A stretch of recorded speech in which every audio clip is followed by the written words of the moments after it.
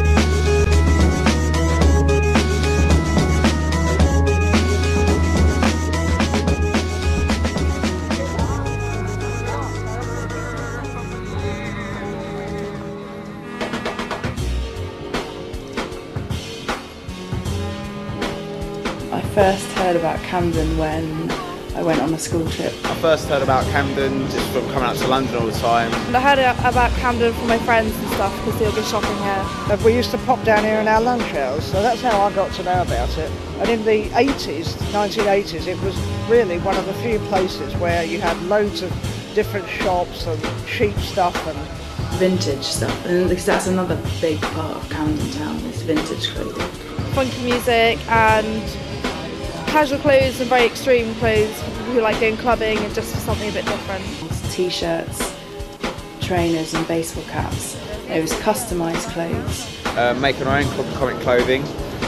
We do like promotions, try and put on some nights and stuff, and we just do quirky clothing. We've got a platform for any independent designers who ever want to do anything, first-time designers basically. Then there's this Scottish woman who makes like lights fittings and loads of like books and stuff out of circuit boards. because there's such a huge number of people who come here at weekends. Young people, it doesn't matter what age they are, they're looking for good restaurants, and there's a big mix here. We get a lot of the hip-hop crowds, quite a fair bit of the trendy crowds and stuff like that. Gothic, punk, normal girls, like 18, 16. It's kind of you're more accepted to have different coloured hair or have all your punks with, you know, your Mohicans. People don't look at you strange, they just kind of accept you for who you are here because that's what you expect to get. You just fit in here, whoever you are. Yeah. People go to Camden to look for different things. People come from part of the world to show them cultures, so try to sell them clothes and food. Yeah, try to show to other people their culture. Where you buy all the foods, there's Thai food, Indian, African, you know, Moroccan, and it is generally those people from those countries are actually selling those foods. So you've got people from all over the world because there's a lot to see and do. There's loads of different cultures, so there's loads of different restaurants, different types of shops. It's all very diverse.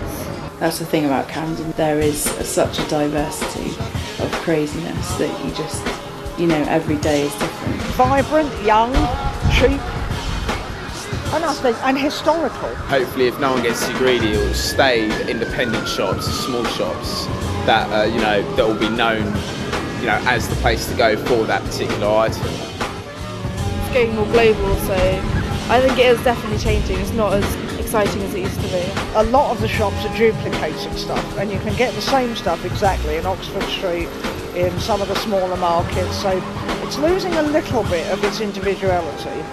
Not alternative anymore. And I mean, there are a lot of goth stuff, and goth is, I think, is coming like fashion now.